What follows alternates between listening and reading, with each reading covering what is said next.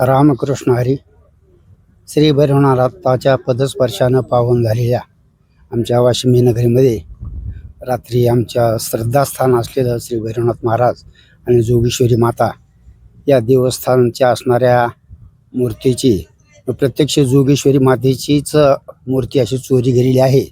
त्याबरोबरच चांदीच्या पादुका, देवीच्या गळ्यामध्ये असणारा जोगेश्वरी मातेचा चांदीचा हार, श्री भैरवनाथ महाराजांच्या गळ्यामध्ये असणारा चांदीचा हार, सोन्याचा सर्व दागिने जोगेश्वरी मातेचे आणि सर्व मूर्तीसहित मुकुटासहित जोगेश्वरी मातेची मूर्ती चोरून नेलेली आहे.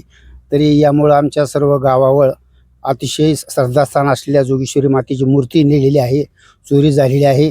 त्यामुळे सर्व गाव हळहळ व्यक्त करत आहे. आजपर्यंत 100 वर्षाच्या आमच्या माहितीनुसार 100 वर्षामध्ये या देवस्थानची कधीसुद्धा चोरी केलेली झालेली असं आठवामध्ये नाही. तरी आणि जवळजवळ 1 महिनाभर झालं आमचं गाव सर्व जागरूक आहे, जागं राहते.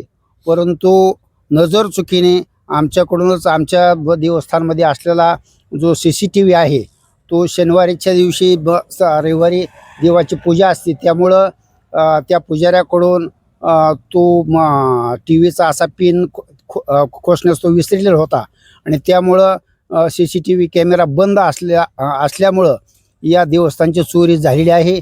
आणि आमची भैरवनाथ मंदिर समितीचे अध्यक्ष नानासाहेब जोळ, मी स्वतः वनराज जगन्नाथ राऊत सचिव म्हणून आज फेऱ्यात दाखल करण्यासाठी खजिनदार सचिन भोईटे, सहसचिव म्हणून तानाजी किसन जोळ आम्ही सर्वजण आलेलो आहेत. सर्व गावामध्ये पोलीस यंत्रणा, सोलापूरची सर्व PI वगैरे सर्व आलेले आहेत. तरी आमची एवढीच शासनाकडे विनंती आहे, घरगुती चोरी होणं हे एक साहजिक आहे, परंतु देवस्थानची चोरी होणं आणि देवच चोरून नेणं आणि त्याबरोबर देवाची मूर्ती चोरून, म्हणजे तुम्ही कुठंतरी एखाद्या देवस्थानच्या एखाद्या गावाच्या श्रद्धेलाच तुम्ही हात घातलेला आहे का काही, तरी तुम्ही अशा असणाऱ्या चोरांचा तुम्ही शोध शासन नक्कीच घ्याचा. याबद्दल आम्हाला तुमच्यावर विश्वास आहे. आणि आमच्या श्रद्धास्थान असलेल्या जोगेश्वरी मातेचे सोनं गेलं तरी काही हरकत नाही, परंतु तुम्ही मूर्तीचं मुकुटच चोरून नेलेलं आहे. त्यामुळं अतिशय आम्ही सकाळपासून पाण्याचा घोटसुद्धा घेतलेला नव्हता. माझ्या डोळ्यामध्ये अश्रू येत आहे. परंपरेनं हे देवाची सेवा करत आहोत. अतिशय दुःख झालेलं आहे. चोरी पैशाची बाब नाही, परंतु श्रद्धेचा फार मोठा विषय आहे. आणि आमच्या गावामध्ये महिनाभर झालं अनेक चोऱ्या होत आहेत. त्याबद्दल सचिन भोईटे हे पत्रकार आहेत, ते सुद्धा तुम्हाला सांगतील. किती रुपयाचा साधारण आमच्या अंदाजाप्रमाणे 10 लाखाची चोरी झालेली आहे.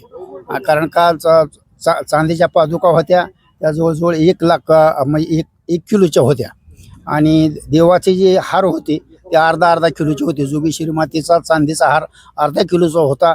श्री भैरवनाथ महाराजाचा त्याच्याही पेक्षा मोठा होता, तो अर्धा किलोपेक्षा जास्त असेल. परंतु आम्ही अंदाजे साधारण 9 केले असतात लोकांनी, त्याचं काय आम्ही मोजमाप केलेलं नाही. आणि त्यामुळं आमच्या अंदाजाने साधारण आजच्या किमतीला तो 10 लाख रुपयाची चोरी झालेली आहे. आपण या संदर्भात पोलीस प्रशासनाकडे आम्ही सकाळीच केलेलं होतं. पोलीस प्रशासन सुद्धा सकाळीच आलेलं होतं, पण त्यांनी श्वान पथक सोलापूरहून येणार आहेत. त्यामुळे त्यांच्याच म्हणण्यानुसार आम्ही फिर्याद दाखल करण्यासाठी इथं पोलीस स्टेशन आलेलो आहे. फिर्याद दाखल झालेली आहे. आता त्यांच्या नियमाप्रमाणे त्यांनी 2,80,000 रुपयाची त्यांनी शासनाचा त्यांचा काय नियम आहे त्याप्रमाणे त्यांनी दाखल करून घेतलेली आहे. आपण खजिनदार म्हणून त्या ठिकाणी कामकाज करतो. या गावामध्ये गेल्या महिनाभरापासून चोऱ्यांचं सत्र सुरू आहे. गावामध्ये असा मंदिरामध्येच श्रद्धेच्या ठिकाणी असा काय चोरीचा प्रकार होईल असं काय वाटलं होतं? आताच महाराजांनी सांगितल्याप्रमाणे आजची चोरी म्हणजे गावकऱ्यांच्या भावनिक ठेच पोचले आहे मनाला. गेल्या महिन्याभरामध्ये वाशिंब्यामध्ये अनेक चोरीचे प्रकार घडले. शेतकऱ्यांसाठी जो नदीला विद्युत पंप असते 10 HP 12 HP 12.5 HP त्यातील जो विद्युत तांब्याच्या तारा असतात ते फोडून नेण्याचे प्रकार घडले आहेत. रात्रीच्या वेळी जे काही उन्हाळ्यामध्ये महिला घरासमोर झोपलेले असतात त्यांच्या गळ्यातील सोन्याचे दागिने हिसकवण्याचे मागचे प्रकारही घडलेला आहे. वारंवार मोबाईल असतील चार्जिंग लावलेले मोबाईल घरातील 5-6 मोबाईल गेलेले आहेत. वारंवार तक्रार करून या ठिकाणी आज ही मोठी ग्रामदैवतेची चोरी झालेली आहे.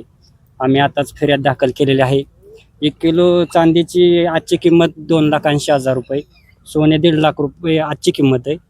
अशी एकूण जवळजवळ आजची किंमत धरली तर 10-12 लाख रुपयाची चोरी झालेली आहे.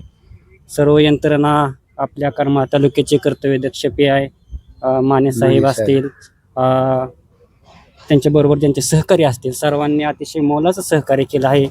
गावातील सर्व ग्रामस्थ असतील, आमच्या ट्रस्टचे जे पदाधिकारी अधिकारी आहेत सगळे, त्यांनी या ठिकाणी चांगल्या प्रकारे सहकार्य करून लवकरात लवकर आरोपींना पकडावी, पोलिसांना अशी विनंती आम्ही करत आहोत. साधारणतः चोरीचा प्रकार कधी घडलेला आहे किंवा आपल्याला साधारणतः कधी रात्री याविषयी काय माहिती? 1 ते 2च्या जे काही बंडूझोळ म्हणून एक शेतकरी इथं, ते रात्री नदीला 12:30 वाजता गेले. त्यांनी या ठिकाणी मंदिरावर एक गाडी आणि एक अज्ञात माणूस पाहिलेला आहे. त्यांचं असं म्हणणं आहे की त्या ठिकाणी युवक असतील. रात्री मंदिरावर प्रसन्न असं वातावरण असल्यामुळे अनेक जण तिथे थांबतात आणि ते थांबल्यामुळं असे काही मनात आल्या नाही की बाबा हे चोरच असतील म्हणून. दर्शन घ्यायला असते हे एक त्यांचा भ्रम झाला. ते पुढे निघून गेले. त्यानंतर वाघमोडे म्हणून आहेत, ते त्यांच्या मुलीची परीक्षा देऊन रात्री मोबाईलच्या टॉर्चने आपल्या घराकडे मंदिराकडे चलत येत होते. त्यांना एक मोटरसायकल प्रथमदर्शी असं सांगण्यात आलं की कट मारून अतिशय वेगाने पुढे गेली.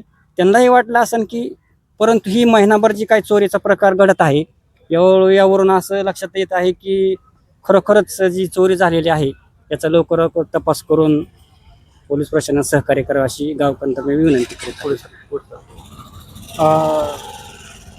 महिनाभर झालं चोऱ्यांचा प्रकार होता. हो. गावकऱ्यांनी याविषयी सतर्कता कुठे बाळगली नव्हती? नाही, ग्राम सुरक्षेच्या यंत्रणेद्वारे जे काही आहेत जगदाळे म्हणून, त्यांनी देखील वेळोवेळी या ठिकाणी गावातील जे काही युवक आहेत त्यांनी वेळोवेळी एकमेकांना मोबाईलद्वारे फोन करणे, या भागातील किंवा या शिवारातील जे काही चोर आलेले आहेत वेळोवेळी मेसेज दिलेला आहे. त्यामुळे गावातील तरुण जवळ सगळेच सतर्क होते. परंतु देवाची चोरी ही कोणाच्या ध्यानीमनी नसताना एक म्हणजे न सांगण्याची गोष्ट की अशी बाबा श्रद्धेवर झाली आणि होईल म्हणून ही कधी मनातच ग्रामस्थांच्या आलेलं नाही. त्यामुळे कोणाचा गाफीलपणा यात म्हणताही येत नाही. आणि मला तर वाटतं की चोरट्यांनी जो काही हा पूर्वनियोजित प्लॅन करून ही चोरी केलेली असं आमचं म्हणणं आहे. महाराज, काय याविषयी आपल्याला काय कोणावर शंका?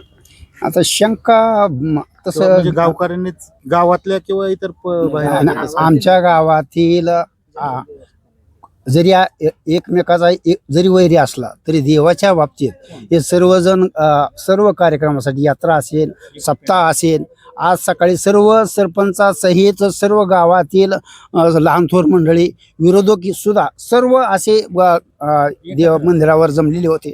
सर्वांनी सहकार्य केले आहे. देवाच्या बाबतीत आमच्या गावामध्ये कधीच असं भांडण नाही, कधी न एकमेकाला असा त्रास देण्याचं भानगडच नाही अजिबात. त्याच्यामुळे गावातील कोणावर असा संशय घ्यायचं अजिबात काही सुद्धा कारण नाही.